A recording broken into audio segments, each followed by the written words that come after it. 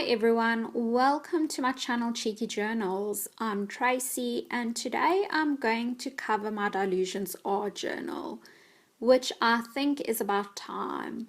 I've had this journal for quite a while and I've always known that I wanted to do the cover, but I was just too intimidated to do it because I wanted to look really pretty since I'm essentially going to see this journal day in and day out, and I want it to look pretty and inviting so that I want to go into my journal and create more and do some art in there. So I have been playing around with ideas and I thought of doing a painting or some collaging on there, but I just never really committed to an idea. And in this year I went to Jane Davenport's headquarters. She moved her stock from her house to a warehouse, and on that day she invited the public to come in and see what her warehouse looks like and also to purchase some of her products. So of course I jumped at the opportunity and I went, and this is where I found this beautiful, stunning collage paper or tissue wrap, whatever you want to call it. And when I saw it, I immediately knew that's what I want.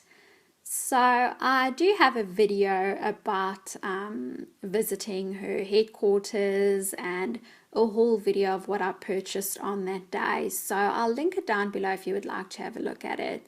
So when I saw this collage paper, I definitely knew that's what I want on my cover. It's beautiful and colorful and it really inspires me. So I am taking the plunge and I'm not overthinking it. I'm just doing it. So I've started off with taking some gel medium and a very old brush, and I tend to always use old brushes when it comes to glues and gessos because it can be very hard on your brush. And I am just spreading this gel medium all over my journal. I'm doing it in sections, so with the elastic band going over there it makes it a little bit difficult. But I didn't really think it through in the beginning. As I said, I just went for it because I ended up using my X-Acto knife and cutting out a notch there for the elastic, but you really don't have to do that. Just measure your paper up to where the elastic starts and you can just cut a piece off. Just use some gel medium to adhere it to the journal, and then I'll also put a layer over the paper as well, just so that it is securely there and it just sort of dissolves and becomes one with the cover.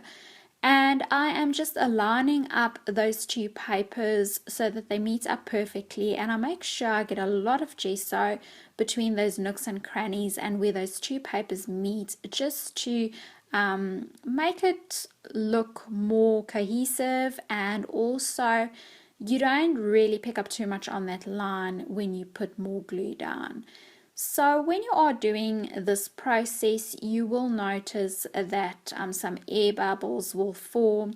Just rub that out with your finger. You can also try and use a ruler, but be careful because the gel medium is quite wet, and essentially this is just made out of paper, so it is very fragile. And as you can see there at the bottom, I've already actually torn a part of the page, but that's not the end of the world. We can always fix it. Wait for each section to dry before you continue. I have used a hairdryer just to speed up the process. If you don't have a heat gun or hairdryer, then just let it air dry. That's completely fine too. But I'm sure most of you will have a hairdryer on hand. So I'm just getting enough gel medium into the spine and rubbing it down. And really, as I said, I'm not overthinking it. I am just going for it and doing it. I always find that we can sometimes be so petrified of doing something that we end up doing it just never. And to me, that's already a fail if I haven't even tried doing it. So I would rather just go full out, try and do it and learn from my mistakes, and in the end I always end up fixing them and I still love the end product. So here's a good example of what I would say to do right there in the front that I didn't do is I've just folded the page up to where the elastic band's going to go, and I've just used a scissors just to trim that off. And now I'm continuing with my gel medium, and as I say, the best part is to just do it in sections.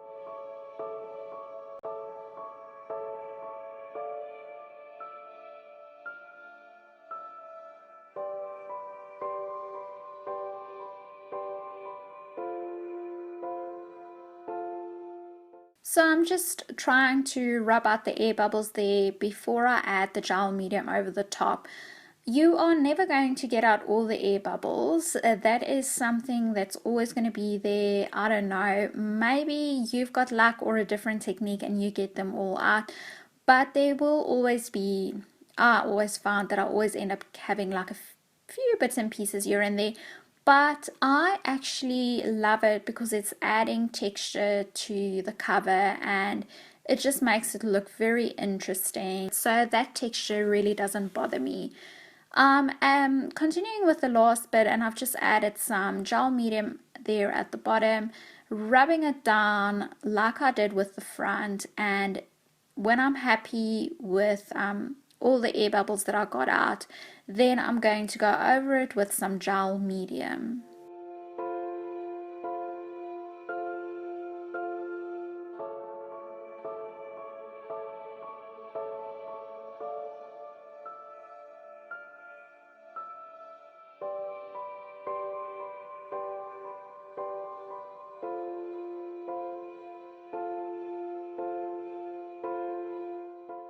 So I'm busy losing light and I've just changed the camera view so you can see better, and I'm finishing off the last bit of this journal, and I really enjoyed covering it, and I still have a few bits that I want to do in the front. I especially want to cover up that tear that happened in the front, and that I think was actually a happy mistake because you will shortly see how I'm covering it up, and I really love the idea that I came up with, and that is something that I might not have done if that didn't happen. So I think it was a blessing in disguise, and it just made the journal so much more interesting than what it was going to be.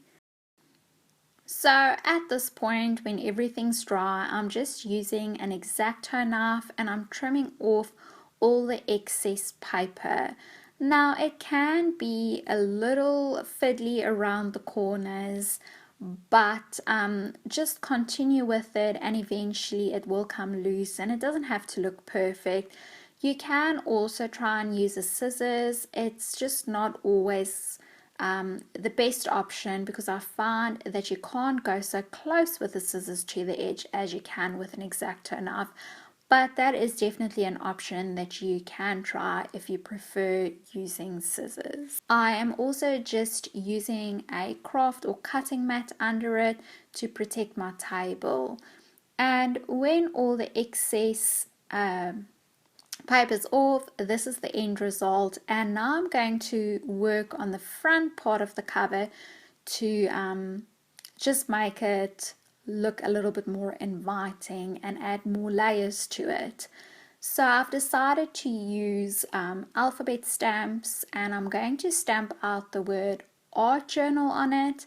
I'm not trying to get a perfect stamping image there. I want it to look a little bit messy because I feel those imperfections really makes a piece. I've done this on tea stained paper, and I'm just going to be cutting around the edges just to make it a little bit smaller because I want to create some layers, and I'm going to use this sewing pattern paper to tear around it, and then I'm going to be using this normal glue stick to just adhere that word onto the sewing paper. Now my idea for covering up that little mistake that I did there at the bottom is using some washi tape. Now this is a very nice designed washi tape. It's got some text on, but it's not really very sticky, and that's why I'm just using a glue stick to make sure that it goes down securely and I'm not going to have problems later on. And to finish this whole journal off, I am going to be adding some buttons just because I can, and it's one of my favorite things to do. So I've picked out 3 buttons. It's a purple, a pink, and a white. And I'm going to be sticking the buttons on the washi tape that I've got. And I feel that's just adding more texture and interest to the journal. And it makes it more my own, because if you know me, I always add buttons where I can, and I want this journal to resemble me even though I've used another artist's paper on my cover. So I'm just tying it off at the back there, trimming it, and then I will be adhering it to my journal with some fabric glue.